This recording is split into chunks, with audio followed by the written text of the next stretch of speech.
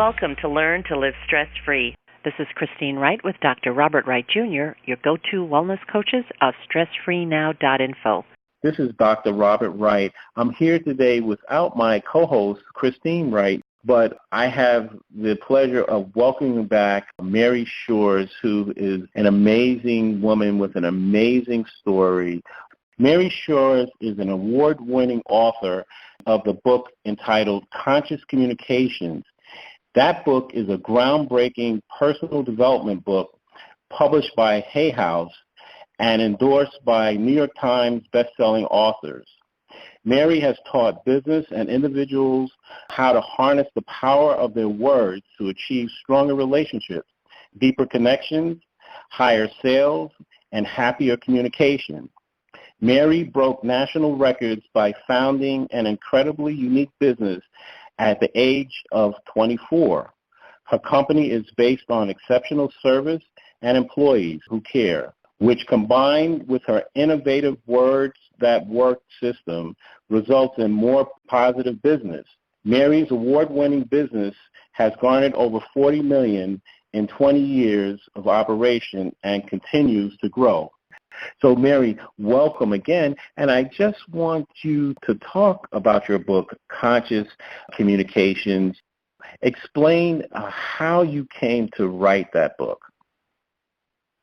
Well, I love the fact that I am now a published author. It has been one of my biggest dreams in life come true.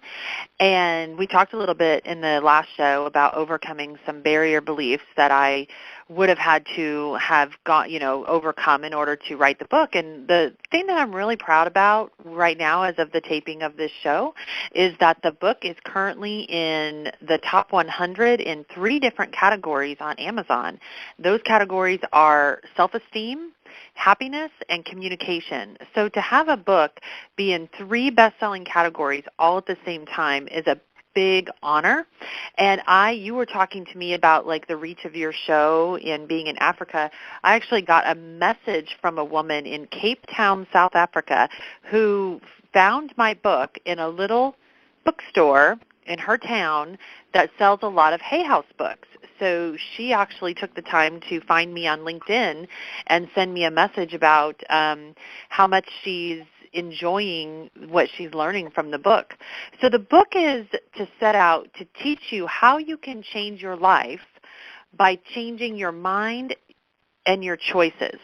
So what you want to do, the book is really, we talk a lot in spiritual terms about alignment, and I know you touched in the last show about allowing, but I think that sometimes those concepts are so vague that it would leave me scratching my head going, I don't understand what that means. And I needed something that was super practical that I could do right now and I could do every day as a daily practice in order to build and create the life I wanted.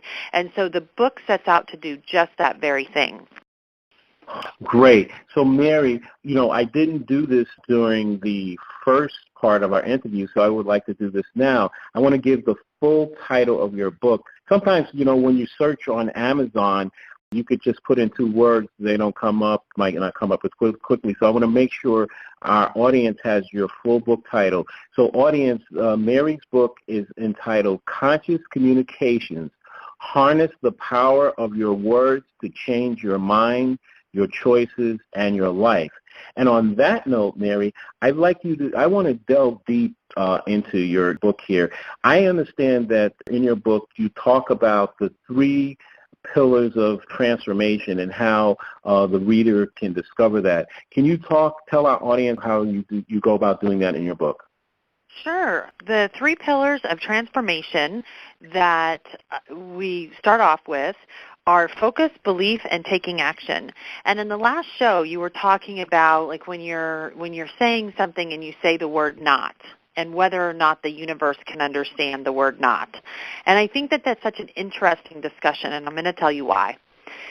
The universe is not stupid, and the universe understands the word not and no, okay? Like, the universe is infinite intelligence. But our brains are ran by what we focus on. So when we say, don't touch the cookie jar, it's not that we said the word don't. It's that we're focused on the cookie jar. So wherever your focus goes is what you create. You create what you focus on. So the first thing to understand is the power of focus. I've got this thing I call the power of personal creation, and it's like the power of story, the power of focus, the power of mastery, the power of gratitude. And the best way that I have learned to train my focus in the direction of what I want, because I feel like we're always focused on what we don't want instead of focusing on what we want. And the easiest way I found to do that was to create a gratitude practice. And my gratitude practice started in January of 2015, where I just started a club with a group of other women to share 3 gratitudes a day. Now, the reason that's important is because when you have a daily gratitude practice, what you're actually doing is you're priming the focus muscle in your brain. Some people call that the reticular activating system. You're priming that to look for things on a regular basis in your environment that are positive and good. Mary, you keep bringing up things that tickle my fancy. You just mentioned the RAS, that's the abbreviation I always like to use, the reticular activating system. And so one of the things that I'm certified in is open focus, and open focus is a high-level stress management and pain dissolving technique that works on the basis of how you pay attention. Most people are not aware that most of the time we're narrow focused, and that it's very good for goal attainment. But if you think about it, like if you clench your fist really tightly and you keep holding it like that, it's stressful and then it's painful. So that's like, if you keep your attention narrow like that, like if you're studying for an exam or you have to accomplish something, you narrow focus in. But eventually, if you stay like that, it'll cause pain. So I want to thank you for mentioning focus and attention. And I really like what you said about creating a gratitude group. So that is a specific action that takes it outside of yourself, and then it becomes, I would imagine, self-reinforcing, because I learned a long time ago the people that you regularly hang out with play a big role. So if you are hanging out with people and having discussions about gratitude, that's very different than what many people experience, which is talking about what went wrong that day, right? That's right. Yeah. So that is beautiful. So how could our listeners find your gratitude group? We currently have we talk about it in the book. So it's the coaching exercise in the first chapter of the book, which is to form your own gratitude group. We have a gratitude group on Facebook that is for women, and it's called Declaring Gratitude. So we have not set one up for men, just because when we originally did this 2 years ago, it was all about it wasn't about the book. It was just about having a gratitude practice. So we invite the men if they want to form their own group or just have a daily gratitude practice. I have a friend of mine who just on Facebook every Sunday posts Gratitude Sunday and invites his friends to, on his thread, say what they're grateful for the week. Yeah, I think that's wonderful. So that's something we can explore. I will be in touch with you, because I'm sure there are many men who, and I know several people on Facebook. I will mention this to them, and maybe we will come to your group as a group of men. How about that? Well, like I said, we can create another group for the men. But, I'm going to tell you something. One of the reasons we have that group exclusive to women is because we want people to be unedited about what they post. Okay. And so, women may share things that men don't understand, and men may share things that, like my son may be grateful because he got to see some girls' tatas. Oh, what it is I actually misspoke, because actually what I was meaning, I didn't mean that we were going to come and into your group. I actually meant I would bring a group of men that could be part of the men's group that you're looking to create. So like if I know 10 people, 10 men, and you have like 2 men or 20 men in your men's group, we could join that men's group. That's what I meant. See, that was a good example of communication. It didn't go exactly. I knew what I meant in my mind, but the words didn't express. And so that's a really good point, Mary, because in relationships, and it doesn't matter if it's with your partner or it's at work or even you're on the bus. So here's an example. Christine and I were on a cruise, and I was in the elevator, and this guy says to me, he says, "Oh, Bob, I've been meaning to apologize to you all week."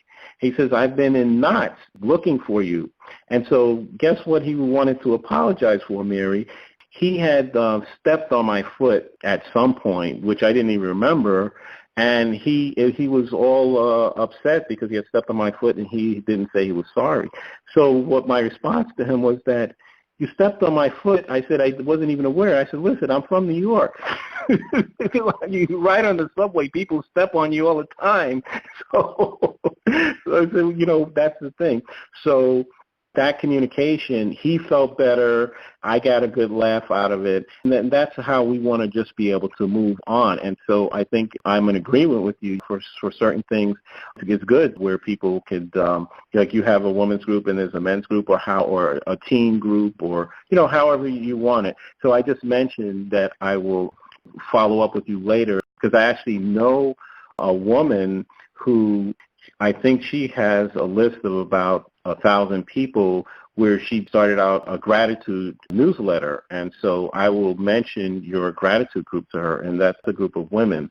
I just want to get back to something that's been on my mind from your book, Conscious Communications. You have indicated that you show readers and talk about how they can learn to use the power of choosing moment to moment how to portray themselves in the world. And the reason I'm focusing on that is because I'm just thinking about the role and power of social media, that it's so fast today. If someone says the wrong thing or says it in the wrong way, it can be a fast, slippery slope downward. So can you just talk about how you use this moment-to-moment aspect in your book so that people portray themselves the way they want to be seen? Well, that chapter, which is titled Becoming Who You Really Are, the purpose of that chapter is all about understanding your purpose, because I think that in spirituality these days, I'm hearing a lot of people talk about, I want to know what my purpose is. Like we can intuitively feel the deep sense that each of us is born and we have a purpose. But I think that the complexity comes in when people don't feel connected to their purpose, or maybe they don't know what their purpose is. And so the book has an entire chapter that's devoted to understanding how to become who you really are. And, one of the simplest ways that I found to do this is if you simply take a personality test, like a Myers-Briggs or, the DISC profile. The Enneagram is very popular these days. But any sort of personality profile, even your astrology report, it's going to give you a list of characteristics that are about you. So like in Myers-Briggs terms, I am an ENFP, which stands Can you say that? Can you say that again? E what? E stands for extrovert. So extrovert. Yes. N stands for intuitive. Extrovert, intuitive, feeling. So F stands for feeling, and yes. P stands for perceiving. Now, okay. When you read the personality traits of a person who fits that profile, it's public speaker, writer, teacher, leader. It gives me very specific personality traits. That means I will perform best in those jobs. Now, what you do from there is you just take those traits and you apply it to whatever it is you're doing, because that's your purpose. Your purpose is to live out and serve the world through the gifts that you have been born with. Great. Again, you keep touching on these areas that I have a lot of affection for. I am an ISTP, and Christine is an INFJ. So I just love it. I'm sorry to go back to the neuro nerd thing, but you just keep throwing soft pitches that I just love, and it's just wonderful talking to you. let's go a little deeper into your book. You talk about that there's a way to set goals that it would inspire your brain and body so that it becomes a campaign for success. Explain that in a practical way that our listeners can get that. Well, what I like to do is I create what I call one-page action plans. And I like that. so I've owned a business for more than 20 years, and I never wrote these big, elaborate business plans because, the world changes so fast today that what you wrote in a business plan 5 years ago probably isn't going to apply anymore. So I wrote these what I call one-page action plans. And a one-page action plan is just where you take the end result of what you want. So I can go back to start a business, sell a house, lose 20 pounds, meet my soulmate, write a book, take a trip, whatever it is you want. That's your end result goal. And then you want to reverse engineer. So the first step is you want to ask yourself, what are 6 things that need to be true in order to achieve that result? So it's very important to understand that the 6 things that one person comes up with will not be the same as the 6 things that I come up with or that you come up with. But the 6 things, you just write them down and they'll be bullet points. And we give you the blueprint of how to do this in both the guidebook that we give away free as well as the book Conscious Communications. And so from there, when you have your 6 bullets, you're going to just follow the steps. And at the end of the process, it takes about 30 minutes, you will have a beautiful one-page action plan that by writing those things down, what you're also doing is you're activating the problem-solving sectors of your brain that will continue to feed you the ideas that you need to have in order to connect you to your goals. I like that. You use the term problem-solving part of your brain rather than the prefrontal cortex. I love it. So that's good. In your companion course book, Mary, you have this thing that's called a life wheel. Tell our audience what that is. The life wheel is something that is pretty standard in personal development where you want to rate yourself in every area of life. So it's broken down for things like your relationships, your career, your finances, your family, and you want to rate yourself on a scale of 1 to 10. And you color in the life wheel. We have people that post these pictures of these in our group all the time because they'll do it with like different colors and make it really pretty. But then when you see, because the goal is balance. So if you rate yourself a 2 in relationships but a 10 in career, then you can see that that wheel, if it were to roll, is going to be like a flat tire. It's not going to be in balance and roll smoothly. And really, in order to have a balanced life and in order to feel meaning and fulfillment in your life, it's not just about being successful in one area of life, but where you're moving towards achieving balance in all areas of life.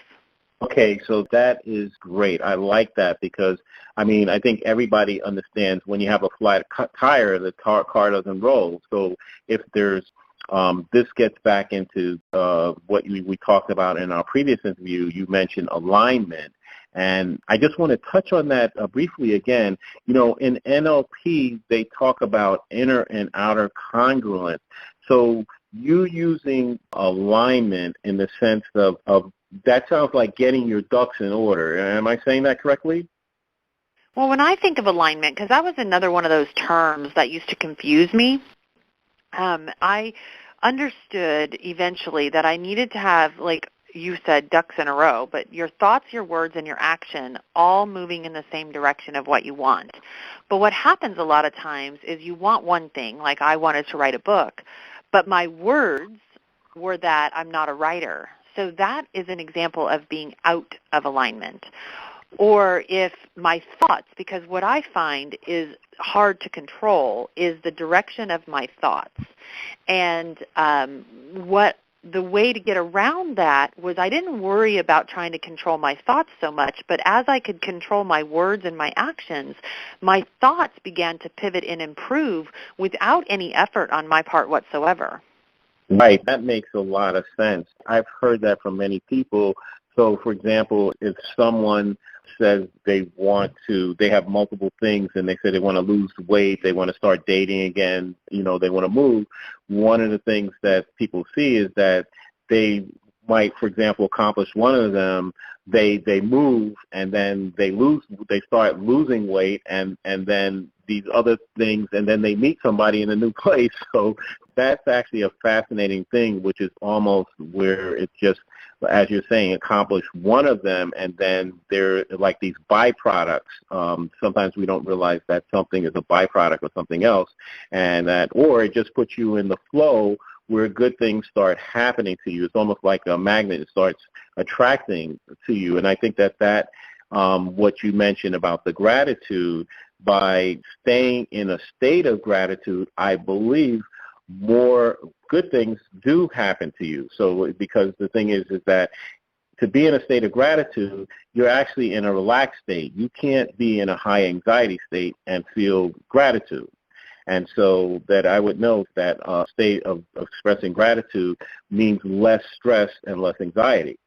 And so that's a very, very good thing. With that, I want to let our audience know we'll be back in a moment on Learn to Live Stress-Free with today's featured guest, Mary Shores.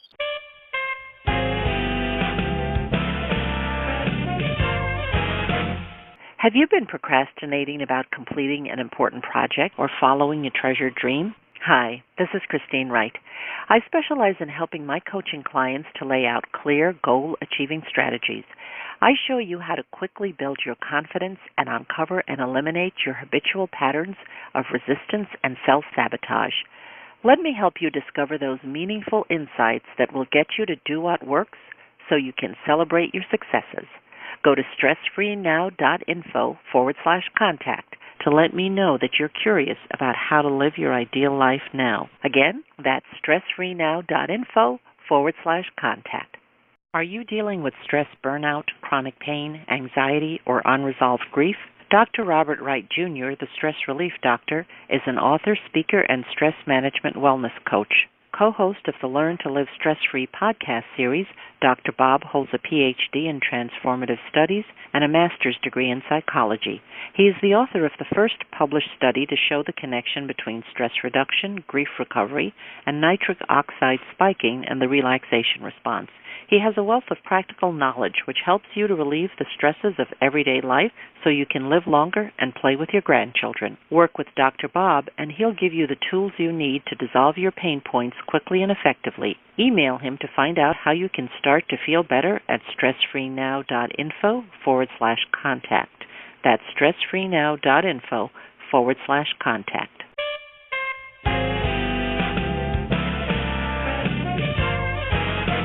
Welcome back to Learn to Live Stress-Free as we continue our conversation with our featured guest today, Mary Shores. So, Mary, there are so many really golden nuggets in your book. I just want to, as we wind down the show, focus on two key points. You talk about this issue of cleanse or clog. And I'd like you to tell our audience about that. And then the other thing that you talk about that caught my mind was the Big 10, which is the big identifying those key dramatic things that have happened in your life. Can you talk about those two things to our listeners? Sure. Cleanse and clog we talked about on the last show as well, so I invite listeners, if they want to know more about cleanse or clog, to go back and find that show in the archives and check it out. But cleanse or clog is really a huge takeaway for the book because, life boils down to choices, and the choices you make will shape your life forever. The thing is that sometimes we feel like our choices are super confusing. And this idea of cleanse or clog really helps us to just simplify our choice making by understanding that everything you do, everything you say, every word you speak, every action you take is either cleansing you or clogging you.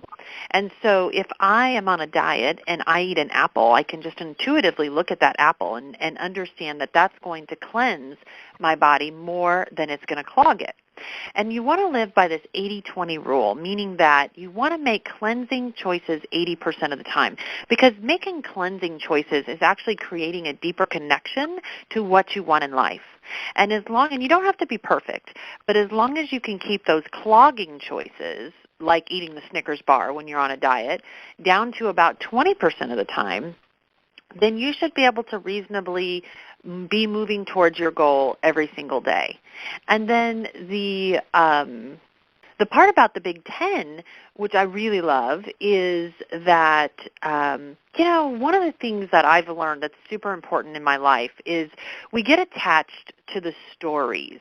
We connect with other people through the stories, the tragic things that have happened in our life. But it's connecting us through a vibe of disempowerment. And it's really important that we begin to loosen the grip on our stories. We need to tell our stories in ways that it's like, how did we become more resilient? How did we become an empowered person based on our stories, rather than falling into the victim mentality? And so I've got an exercise in the book that is really all about turning a negative into a positive.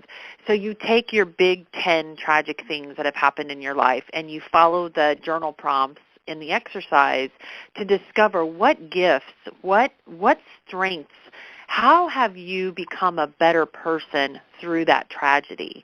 So with myself and my daughter passing away, there are several gifts that has given me throughout my life, like my love of children, my education in neuroscience, my also acceptance, because now I have another son who's also special needs. He's on the autism spectrum. And, so there are several gifts that I have been given, and things that would have never even happened in my life had I not had that experience with Haley. Like, for example, I don't know that I would have this book today if I had not, at 19 years old, gone through giving birth and losing my child.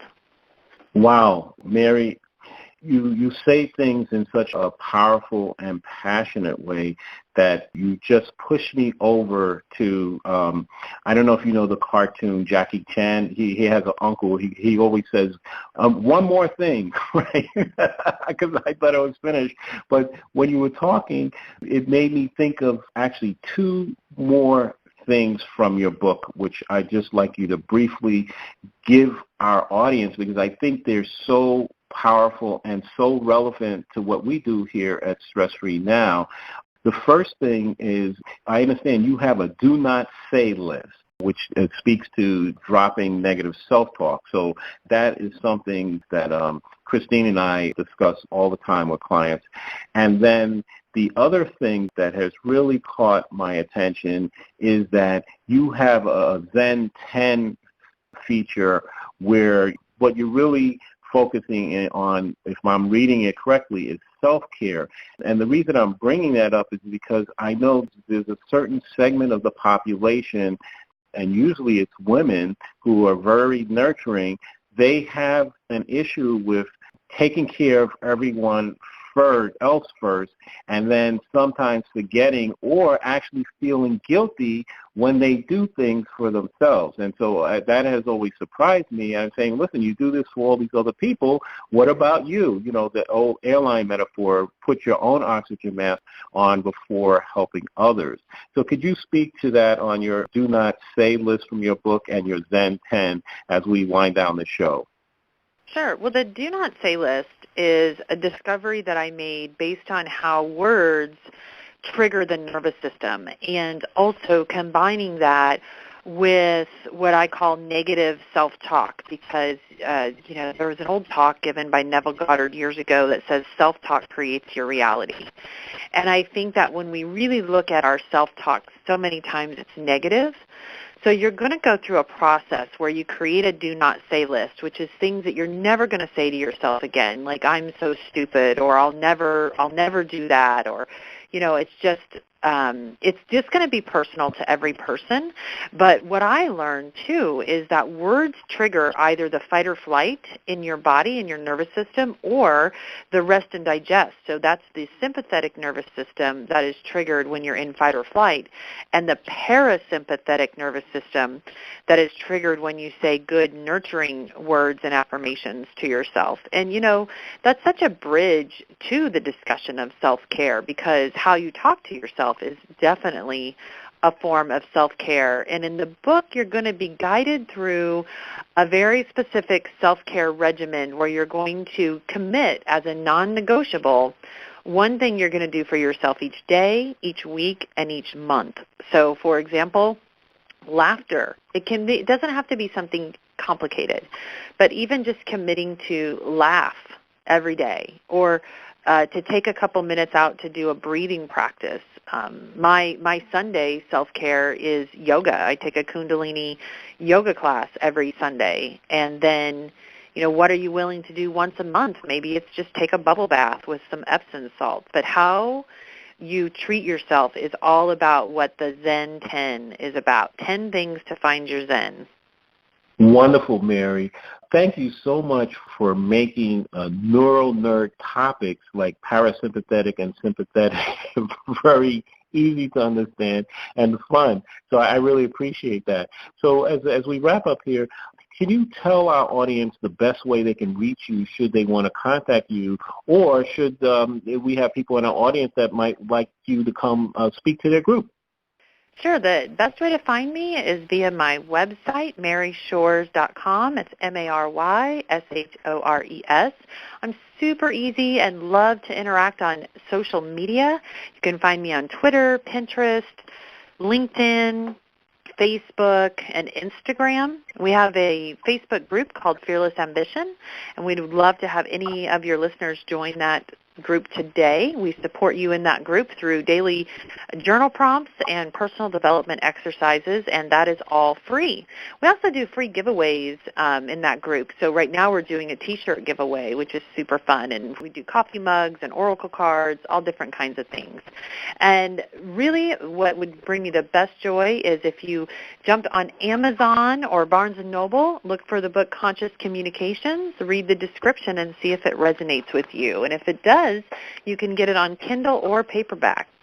Thank you for that, Mary. And listeners, remember, if you like what you read when you pick up Mary's book, remember to review and rate her book, because that's very helpful and very important to any author.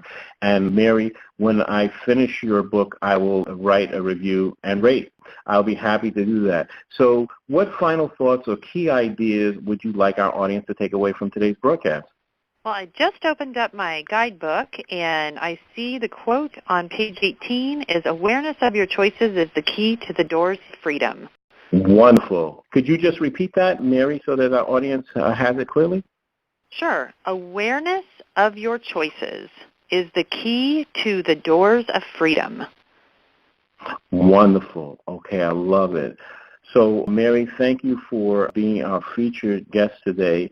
And audience, I want to thank you for listening wherever you are in whatever time zone you're in right now. We're always surprised when we see how far away some of our listeners are in Australia, Japan, in Ghana, in Germany. So we are very grateful for that, and we appreciate your presence and trust that you have benefited and will benefit even more by either sharing this information or having something that was said today resonate with you. Of course, as always, we welcome and look forward to receiving your comments about our show. Please let us know if there are any additional topics you'd like to see us cover, or if there's a guest like Mary you'd like to have us invite back. Please contact us through our website with your feedback and suggestions. Remember, listeners, if you'd like to experience the same benefits our coaching clients get with us, including learning how you can get more results in your day and easy ways to dissolve your chronic pain, stress, and anxiety, then give us a call at 954-900-2179. Mention that you heard our Stress Free Now podcast show, and you'll receive a free gift from us. Call today to schedule your free consultation. For Christine Wright, this is Dr. Robert Wright, Jr. of StressFreeNow.info. Until next time, be safe and be well.